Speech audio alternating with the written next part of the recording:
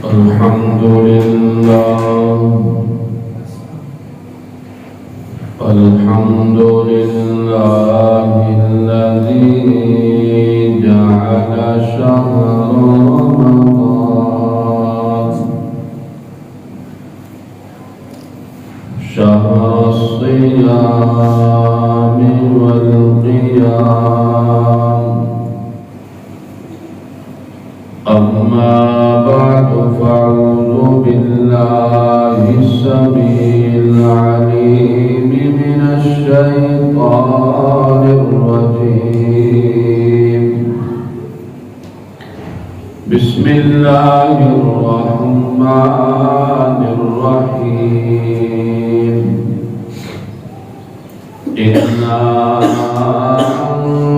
أنزلناه في ليلة القدر وما أدراك ما ليلة القدر. ليلة القدر خير من 1000 شهر. تنزل الملائكة والروح فيها بإذن ربهم من كل أمر. سلام هي حتى مطلع الفجر. قال النبي صلى الله عليه وسلم: من قام ليلة القدر إيمانا واحتسابا غفر له ما تقدم من ذنبه. اللهم صل على روح محمد في الأرواح وصل على جسد محمد في الأجساد. اللهم صل على بلد محمد في البلاد وصل على روضة محمد في الرياض. صدق الله مولانا العظيم وصدق رسوله النبي الكريم الأمين. ونحن على ذلك لمن الشاهدين والشاكرين والحمد لله رب العالمين. ہر قسم کی حمد و ثنا اللہ وحدہ لا شریک کے لیے.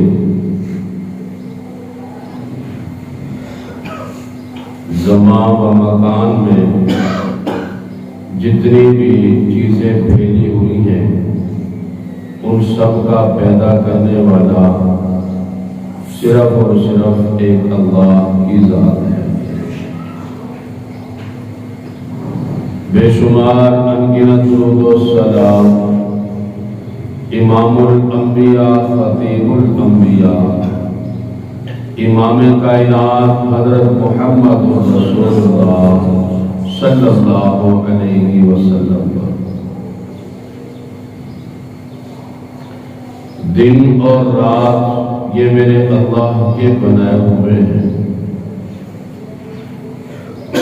اور پھر ان میں سے ہر ایک کو ایک دوسرے پر فضیلت دینا بھی یہ میرے اللہ کی شان ہے. جس طرح کہا جاتا ہے پھول تو سب ہی اچھے ہیں مگر گلاب کی بات کچھ اور ہے. شہر سب ہی اچھے ہیں مگر مکہ اور مدینہ کی بات کچھ اور ہے. مہینے تو سب ہی اچھے ہیں لیکن رمضان المبارک کی بات کچھ اور ہے۔ دن تمام ہی اچھے ہیں، لیکن جمعہ المبارک کی بات کچھ اور ہے۔ راتیں سب ہی اچھی ہیں، لیکن لیلۃ القدر کی بات کچھ اور ہے۔ دعا کرتے ہیں اللہ جل شانہ ہمیں لیلۃ القدر کا ثواب عطا فرمائے، اس کی شب بیداری ہم کو نصیب فرمائے، اس کی کسی بھی خیر سے بھلائی سے ہم میں سے کسی کو بھی محروم نہ فرمائے۔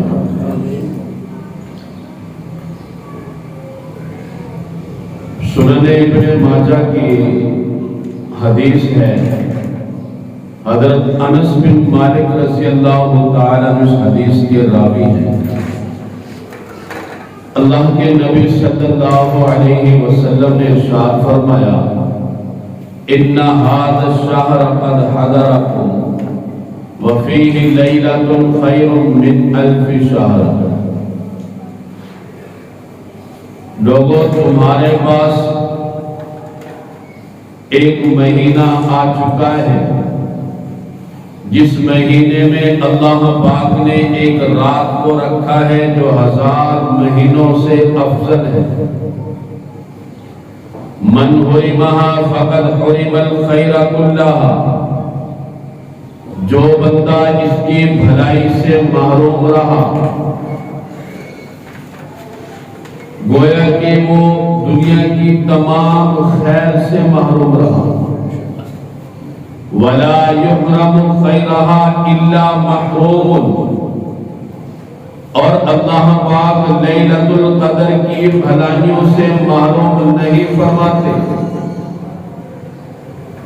صرف اور صرف اسی شخص کو جو پہلے سے ہی محروم ہو۔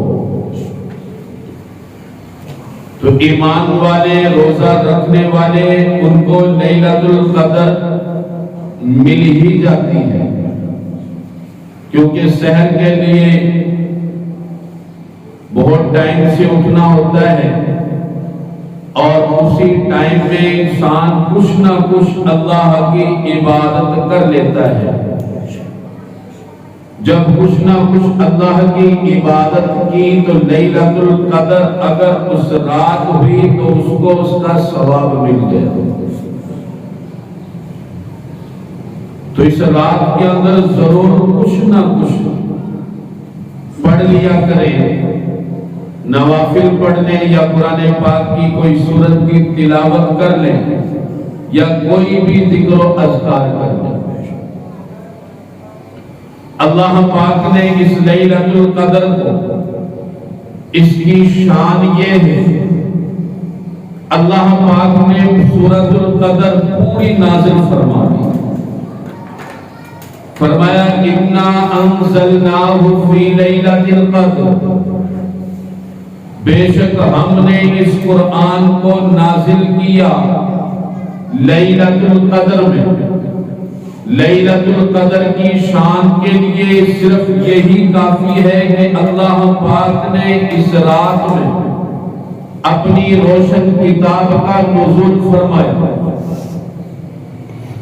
وما ادراک ما لیلۃ القدر، اللہ پاک اپنے پیارے محبوب کو مخاطب کر کر فرما رہے ہیں، میرے محبوب آپ کو کیا معلوم لیلۃ القدر کیا ہے؟ لیلۃ القدر خیر من الف شہر، اللہ پاک خود ہی بیان کر رہے ہیں، میرے محبوب لیلۃ القدر وہ رات ہے جو 1000 مہینوں سے افضل ہے۔ تنزل الملائکۃ والروح فیہا بِإِذْنِ رَبِّهِمْ مِنْ كُلِّ أَمْرٍ، اس رات میں جبرائیل علیہ السلام بہت سارے فرشتوں سمیت اللہ کے حکم سے تمام فیصلوں کو لے کر نازل ہوتے ہیں۔ سلام حتی ہی مطلع الفجر، صبح کے طلوع ہونے تک سلامتی کا نزول ہوتا ہے۔ حدیث پاک کی روشنی میں اس کی بھی وضاحت کر دی گئی کہ لیلۃ القدر کی رات میں جبرائیل علیہ السلام کے ساتھ کتنے فرشتوں کا نزول ہوتا ہے۔ مسند احمد کی حدیث ہے، حضرت ابو ہریرہ رضی اللہ تعالیٰ عنہ اس حدیث کے راوی ہیں، فرمایا ان الملائکۃ لیلۃ القدر فی الارض اکثر من عدد الحصا۔ لیلۃ القدر کی رات میں جبرائیل علیہ السلام کے ساتھ جو فرشتے آتے ہیں ان کی تعداد سنگریزوں سے بھی زیادہ ہے۔ یعنی یہ جو کنکر ہیں، ان کنکر جو زمین پر موجود ہیں، ان کی تعداد اگر ہم شمار کرنا چاہیں تو شمار نہیں کر سکتے۔ فرمایا ان کنکروں سے بھی زیادہ فرشتے حضرت جبرائیل علیہ السلام کے ساتھ لیلۃ القدر کی رات نازل ہوتے ہیں۔ کس لیے نازل ہوتے ہیں؟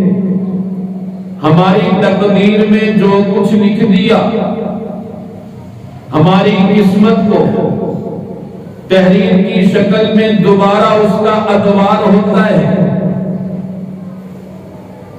صحیح مسلم شریف کی حدیث ہے، حضرت عبداللہ بن عمر اس حدیث کے راوی ہیں، فرماتے ہیں کتب اللہ مقادیر الخلائق قبل ان یخلق السماوات والارض ب50 الف سنہ وعرشہ علی الماء۔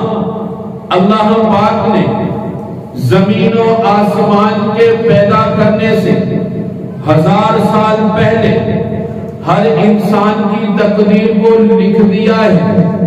اس نے کیا کرنا ہے، اس کی کتنی زندگی ہے، اس کے لیے کتنا رزق ہے۔ وَعَرْشُهُ عَلَى الْمَاءِ، اور ابھی تک اللہ پاک کا عرش پانی پر تھا۔ اس وقت اللہ پاک نے ہر انسان کی تقدیر کو لکھ دیا۔ صحیح بخاری کے اندر تقدیر کے دوسرے ادوار، دوسری مرتبہ تقدیر، کچھ تقدیر انسان کے 5000 سال پہلے پیدا کرنے سے لکھ دی، اور کچھ تقدیر اللہ پاک جب انسان ماں کے پیٹ میں ہوتا ہے اس وقت لکھتے ہیں۔ حضرت عبداللہ بن مسعود فرماتے ہیں اللہ کے نبی صلی اللہ علیہ وسلم نے ارشاد فرمایا، یہ صحیح بخاری کی حدیث ہے جو آپ کے سامنے پیش کر رہا ہوں۔ فرمایا اللہ پاک کسی انسان کی تخلیق جب ماں کے پیٹ میں فرماتے ہیں تو 40 دن وہ نطفہ کی صورت میں ہوتا ہے، پھر 40 دن کے بعد وہ جمع ہوا گوشت ہوتا ہے، پھر اگلے 40 دن کے بعد وہ لوتھڑا کی شکل اختیار کر لیتا ہے۔ پھر اللہ پاک فرشتے کو حکم فرماتے ہیں اکتب عملہ، اس کا عمل لکھ لے، یہ زندگی میں آخر کیا عمل کرے گا، ورثہ ہو اس کا رزق لکھ لے، اس کو کتنا رزق دینا ہے، وَأَجَلَهُ اس کی موت کے بارے میں لکھ لے، کس مہینے میں اس کو موت آئے گی، کس سن میں اس کو موت آئے گی، شقی و سعید، پھر اس کے بارے میں یہ بھی لکھ لے یہ اپنی زندگی میں نیک بخت ہوگا یا بدبخت ہوگا۔ ثم ينفخ فیہ الروح، پھر اللہ پاک فرشتے کو فرماتے ہیں اس میں اب روح پھونک دے۔ تو ہر انسان کی تقدیر ماں کے پیٹ میں بھی لکھی جاتی ہے۔ پھر فرمایا جب لیلۃ القدر کی رات آتی ہے اس رات میں بھی کچھ تقدیریں لکھی جاتی ہیں۔ لیلۃ القدر کی رات میں بھی کچھ تقدیریں لکھ دی جاتی ہیں۔ جس کی وضاحت اللہ پاک نے خود سورۃ القدر کے اندر ارشاد فرمایا تنزل الملائکۃ والروح فیہا بإذن ربہم من کل امر، فرمایا اللہ پاک اس رات میں جبرائیل علیہ السلام سمیت اور فرشتوں کے تمام انسانوں کے فیصلوں کو لے کر اللہ کے حکم سے نازل ہوتے ہیں۔ تو لیلۃ القدر اس کی ہر رات میں ہر انسان کے بارے میں لکھا جاتا ہے، اس کے رزق کے بارے میں لکھا جاتا ہے، اس کے نیک بخت اور بدبخت ہونے کے بارے میں لکھا جاتا ہے، اس کی موت کے بارے میں لکھا جاتا ہے، اس کے عمل کے بارے میں لکھا جاتا ہے۔ تو دعا کریں اللہ پاک شب قدر کی عبادت ہمیں نصیب فرمائے اور شب قدر میں اللہ پاک ہمارے حق میں بہتر فیصلے فرمائے۔ اب شب قدر کا ثواب کتنا ہے؟ حضرت امام ابو ہریرہ رضی اللہ تعالی عنہ اس حدیث کے راوی ہیں، فرمایا من قام لیلۃ القدر ایمانا و احتسابا غفر له ما تقدم من ذنبه، جس آدمی نے لیلۃ القدر کا قیام کیا، اللہ پاک زندگی کے تمام گناہوں کو معاف فرما دیتے ہیں۔ یہ تھوڑا ثواب نہیں ہے، بہت زیادہ اس کا ثواب ہے۔ اس سے بڑھ کر ہمیں اور کیا چاہیے؟ ایک رات کی شب بیداری کی وجہ سے زندگی کے سارے گناہ معاف ہو جائیں۔ تو گناہ معاف کروانے کے لیے بہت جدت کرتے ہیں، بہت کوشش کرتے ہیں۔ تو اللہ پاک نے یہ رات دی ہے تو اس رات کی قدر کریں، اس رات کی شب بیداری کریں،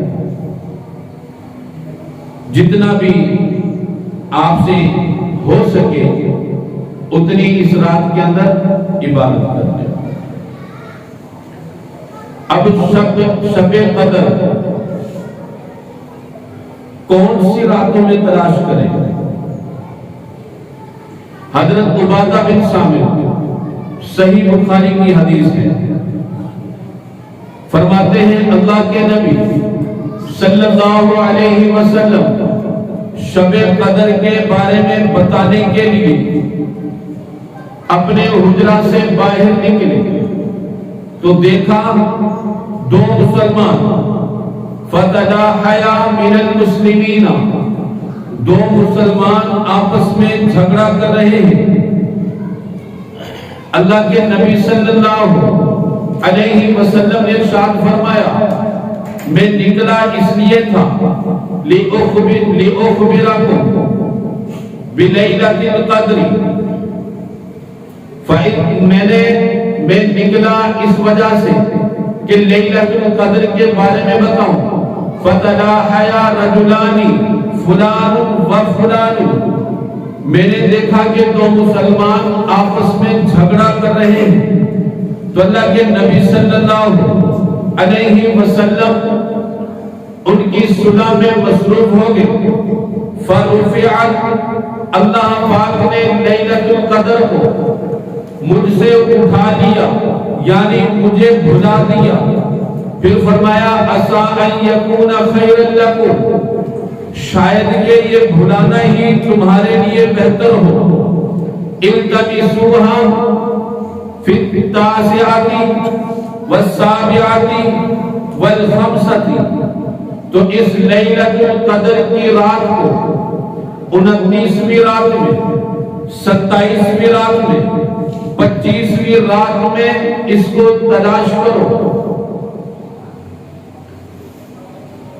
یہ صحیح بخاری کی حدیث ہے۔ اور ایک صحابی رسول نے تو قسم کھا کر ہی ارشاد فرما دیا، صحیح مسلم کی حدیث ہے کہ شب قدر 27ویں ہی ہے۔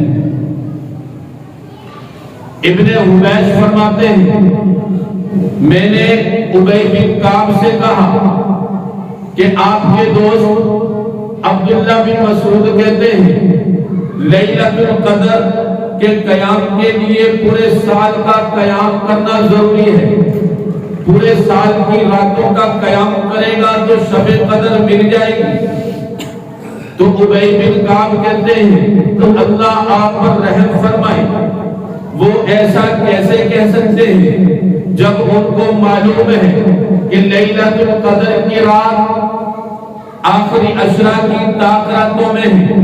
ان کے کہنے کا مطلب یہ تھا کہ لیلۃ القدر صرف اس ایک رات کی عبادت پر ہی نہ رکے رہو بلکہ ہمیشہ عبادت کرتے رہو۔ پھر فرمایا ابی بن کعب نے اللہ کی قسم کھا کر ارشاد فرمایا شب قدر 27ویں رات ہی میں ہے۔ ابن حبیش کہتے ہیں آپ یہ کیسے کہہ سکتے ہیں کہ شب قدر 27ویں رات کو ہی ہے؟ تو فرمایا اس کی نشانی اللہ کے نبی صلی اللہ علیہ وسلم سے سنی ہے۔ اللہ کے نبی فرماتے ہیں انہا تطلع الشمس یومئذ لا شعاع لها، فرمایا اس کی صبح کو جب سورج نکلتا ہے تو اس کی شعاع نہیں ہوتی، اس کی شعاع نہیں ہوتی۔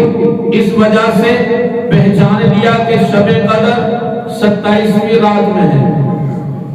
یہ صحیح مسلم شریف کی روایت ہے۔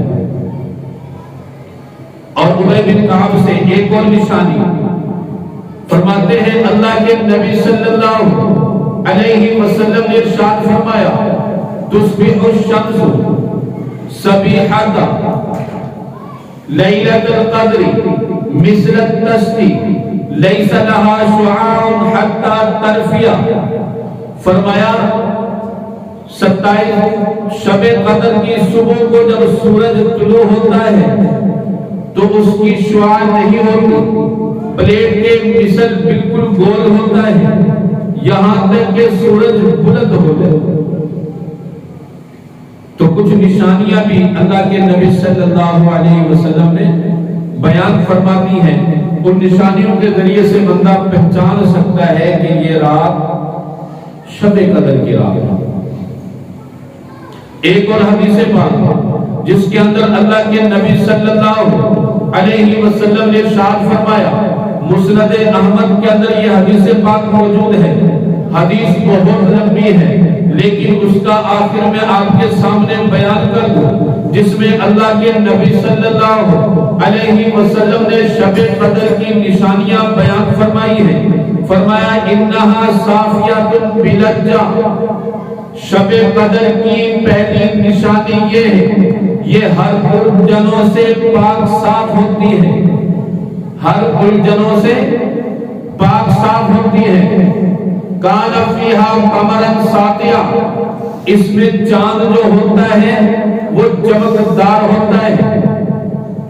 ساکنۃ ساجیۃ، شب قدر والی جو رات ہوتی ہے پرسکون ہوتی ہے، دل جمی والی ہوتی ہے۔ لا برد فیہا ولا حر، شب قدر والی رات نہ زیادہ گرمی ہوتی ہے اور نہ زیادہ سردی ہوتی ہے، یعنی اعتدال والی رات ہوتی ہے۔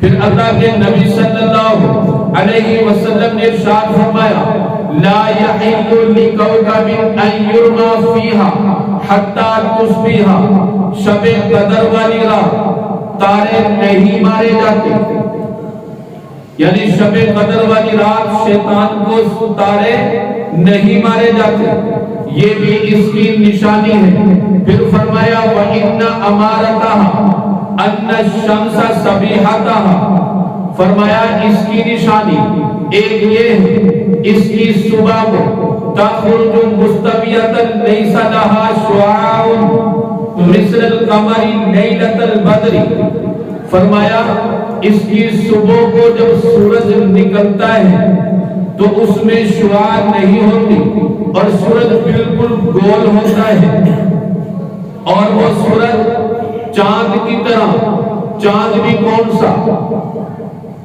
بدری چاند 14ویں رات کا چاند جس طرح وہ خوبصورت روشن چمکدار ہوتا ہے، اسی طرح لیلۃ القدر کی صبح کو سورج اسی طرح روشن اور چمکدار ہوتا ہے۔ آخری نشانی اس حدیث پاک کے اندر اللہ کے نبی صلی اللہ علیہ وسلم نے بیان فرمائی، وَلَا يَحِلُّ لِلشَّيْطَانِ، کسی شیطان کے لیے اس رات میں اجازت نہیں أَن يَخْرُجَ مَعَهَا يَوْمَئِذٍ، کہ اس دن اس کے ساتھ نکلے، یعنی اس دن شیطان سورج کے ساتھ نہیں نکل سکتا۔ تو کچھ نشانیاں ایسی بیان فرما دی جن کو ہم دیکھ بھی سکتے ہیں، محسوس بھی کر سکتے ہیں۔ پہلی نشانی جو میں اور آپ محسوس کرتے ہیں کہ وہ رات ہر الجھنوں سے پاک صاف ہوتی ہے۔ دوسری نشانی بیان فرمائی کہ اس میں سورج چاند کی طرح چمکدار ہوتا ہے۔ تیسری نشانی کہ یہ پرسکون اور دل جمی والی رات ہوتی ہے۔ چوتھی نشانی بیان فرمائی اس میں نہ زیادہ سردی ہوتی ہے اور نہ زیادہ گرمی ہوتی ہے۔ تو یہ ایسی نشانیاں ہیں جن کے ذریعے سے ہم شب قدر کو پہچان سکتے ہیں۔ تو دعا ہے اللہ کریم سے اللہ پاک ہم سب کو شب قدر کی عبادت نصیب فرمائے۔ وعلے اللہ کریم سے جو کچھ کہا سنا ہے اللہ کریم اس پر عمل کرنے کی توفیق عطا فرمائے۔ وما علینا الا البلاغ۔